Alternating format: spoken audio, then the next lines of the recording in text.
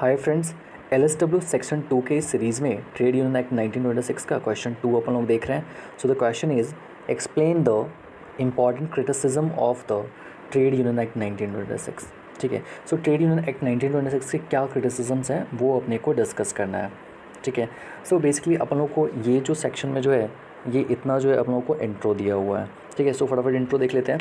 So the Indian trade union act 1926 is the milestone of the pre independence period when British Indian government had no any concrete policy regarding the protection of the workers. ठीक है.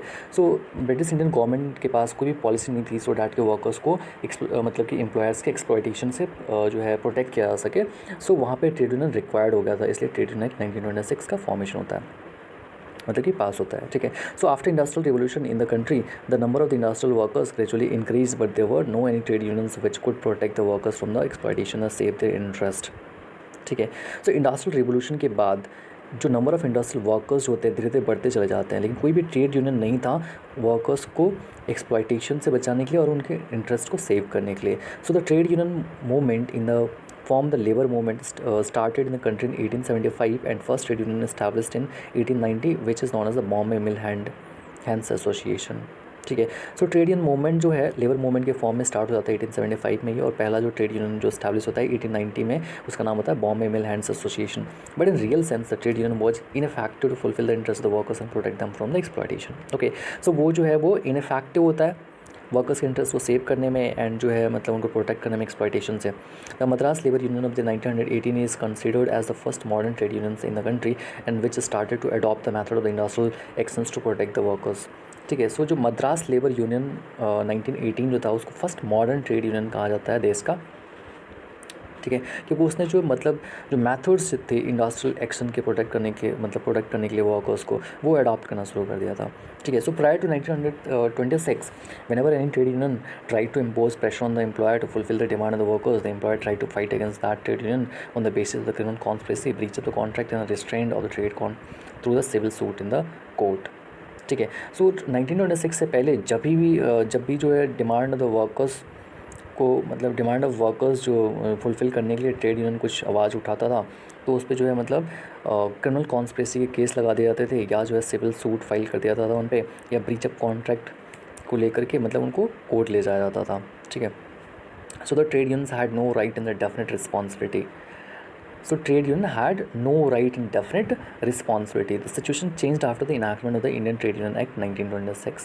But जो है situation जो है trade union act 1926 के enactment के बाद change हो जाता है. ठीक है. सो बेसिकली जो ट्रेड यूनियन एक्ट 1926 को लेकर वो जो स्कॉलर्स ने इसको कुछ मतलब क्रिटिसाइज़ किया हुआ है. Let's see what are the criticisms of that I mean the basically the scholars. ठीक है. सो फर्स्ट देखते हैं voluntary registration. So voluntary registration में क्या है कि यहाँ पे आर्टिकल 19 में ये राइट दिया जाता है कि जो है कि वर्कर्स जो है वो मतलब कि एसोसिएशन बना सकते हैं या यूनियंस बना सकते हैं. ठीक है. सो registration of trade unions in the country is not compulsory and it is a voluntary in nature. Any trade unions can function without registration under the act and can apply for the registration afterward. We have right in Article 19 of the Indian Constitution to constitute any association of the union. ठीक. So basically scholar यहाँ पे इसलिए इसको criticise कर रहा है क्योंकि यहाँ पे जो रजिस्ट्रेशन जो ट्रेड यूनियन है वो वॉलंटरी है, मतलब ये कंपलसरी नहीं है. कोई भी जो मर्जी हो तो वो कराएगा ट्रेड यूनियन का रजिस्ट्रेशन, मर्जी नहीं हो तो रजिस्ट्रेशन ट्रेड यूनियन का नहीं कराएगा. First criticism is clear. Second देखते हैं no fix time limit for the registration. Okay. So जब अपन लोग एप्लीकेशन देते हैं रजिस्ट्रार को ट्रेड यूनियन रजिस्टर करने के लिए, so basically it depends upon the registrar कि उसको कब तक वो कैंसिल करेगा या कब उसको रजिस्टर करके देगा. It all depends upon the registrar. Third देखते हैं mushroom growth of the trade union. हमें पता है कि अगर किसी फैक्ट्रीज़ में 10% जो वर्कर्स जो है 7 से कम है सो मिनिमम हमें 7 नंबर्स चाहिए ट्रेड यूनियन फॉर्मेशन करने के लिए. वहीं पे अगर 10% नंबर जो है मेंबर्स का अगर 100 से ज़्यादा है तो मिनिमम 100 नंबर चाहिए हमें ट्रेड यूनियन फॉर्मेशन के लिए. सो ये जो बहुत ही जो ईजी प्रोविज़न है ट्रेड यूनियंस फॉर्म करने के लिए, ईजी कंडीशन जो है ट्रेड यूनियन फॉर्म करने के लिए, इसकी वजह से मुस्लिम ग्रोथ हुआ है ट्रेड यूनियंस का. लेकिन उसमें से पावरफुल ट्रेड यूनियंस की बहुत कमी है. जैसे यूएसए जैसे कंट्रीज़ में बहुत कम ट्रेड यूनियंस हैं लेकिन वो बहुत ही पावरफुल्स हैं. वहाँ पे लेबर लेजिस्लेशन इतनी ज़्यादा पास करने की जरूरत पड़ती नहीं है गवर्नमेंट को. सो मतलब to protect the workers from the exploitation of the employers. India में सम अराउंड अब तक 80,000 ट्रेड यूनियंस जो है वो रजिस्टर्ड हो चुके हैं. नेक्स्ट देखते हैं, next one is the proportion in the office bearer. एक चीज़ हमने पढ़ा था कि जो ऑफिस बिरर्स जो हैं वो बाहर से भी हो सकते हैं, आउटसाइड ऑफिस बिरर्स भी हो सकते हैं, या तो जो ऑफिस बिरर्स हैं उनका नंबर 1/3 या मैक्सिमम 5 हो सकता है, विच एवर इज लेस, ठीक है, या तो मैक्सिमम 5 हो सकता है या 1/3 हो सकता है। इनमें से जो भी लेस होगा वो नंबर ऑफ आउटसाइडर्स पर्सनस हो सकता है इन द ऑफिस बिरर। इस चीज़ को एबॉलिश करने के लिए national commission on the labour ने भी रिकमेंड किया था कि ये जो आउटसाइड ऑफिस बिरर की जो प्रोविज़न है उसको एबॉलिश कर दिया जाना चाहिए। किसने सजेस्ट किया था इसका abolition? National commission on the labour.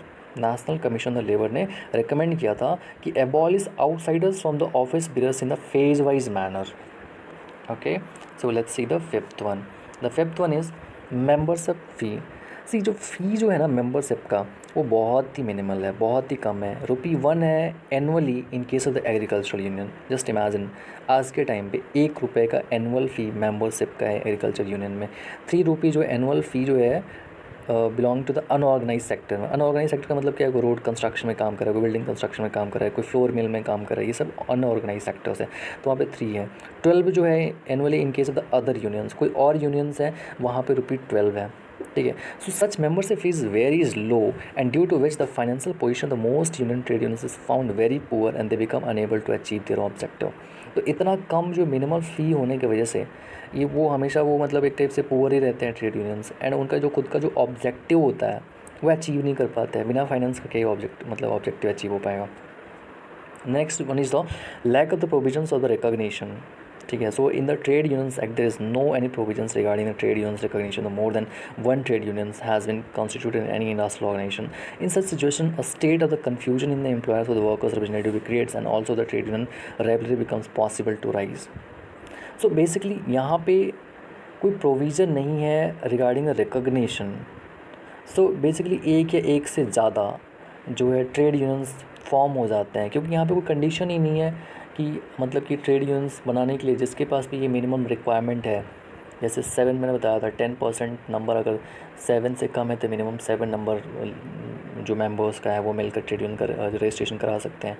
अगर जो है 10% नंबर वो 100 से ज़्यादा है तो 100 पीपल मिल करके जो है मेंबर्स मिल करके ट्रेड यूनियन का रजिस्ट्रेशन करा सकते हैं। तो ये काफ़ी ये ईजी कंडीशन है ट्रेड यूनियन फॉर्मेशन के लिए। इसकी वजह से जो है एक ही ऑर्गेनाइजेशन में कई सारे ट्रेड यूनियंस उभर जाते हैं, मतलब इस्टेब्लिश हो जाते हैं, एंड उन्हीं के बीच में जो है ये जो है ट्रेड यूनियन राइवलरी स्टार्ट हो जाता है, कंपटीशन स्टार्ट हो जाता है, एंड कई बार जो ये मेंबर्स में कन्फ्यूजन क्रिएट करता है एंड एम्प्लॉयर्स के लिए प्रॉब्लम खड़ी कर देता है। नेक्स्ट देखते हैं lack of the rigid punishment. So basically trade union की किसी भी प्रोविज़न को वायलेट करने के लिए जो पनिशमेंट है वो काफ़ी मतलब रिजिड नहीं है, स्ट्रिंजेंट नहीं है, जिसकी वजह से ये रेगुलर वायलेशन किया जा सकता है। So the penalties in case of the offences are not rigid due to the which some provisions are contravened very frequently. It is mentioned that if the annual returns, statement etc. are not submitted, then a fine of ₹5 can be imposed. In case of the further delayed, an additional fine of ₹5 per week shall be imposed, but the maximum amount of the fine shall be up to ₹50 only. Similarly, if any person submits fake or the wrong statement, information etc., then a fine of up to 500 may be imposed. So the organization of the person who provides the fake document shall be punished with a fine up to 200 shall be imposed. So the amount of the fine as penalties is not rigid at present time of the DONS. Okay, so आज के time पे ₹5 जो है अगर आपने statement या return submit नहीं किया तो उसके लिए फ़ाइन है। वीकली अगर आप नहीं दे रहे हो तो वीकली जो है मतलब जब जितना डिले करोगे ₹5 पर वीक के हिसाब से वो इंक्रीज होगा, मैक्सिमम 50 जा सकता है। आज के टाइम में 50 क्या ही है, ठीक है। सो अगर फेक या रॉन्ग स्टेटमेंट अगर आपने दिया तो ₹500 तक फ़ाइन किया जा सकता है, ठीक है। अगर फेक डॉक्यूमेंट जो है कोई पर्सन प्रोवाइड करता है तो organisation the person who provides fake document shall be punished with a fine up to ₹200, ठीक है। सो आज के डियरनेस एंड सैलरीज वगैरह के टाइम पे ये 200 जो है ये काफ़ी जो है कम अमाउंट है। इसमें पता चलता है कि इसके जो भी प्रोविजंस हैं वो बहुत ईजिली वायलेट किया जा सकते हैं। Okay, so thank you guys, here it ends.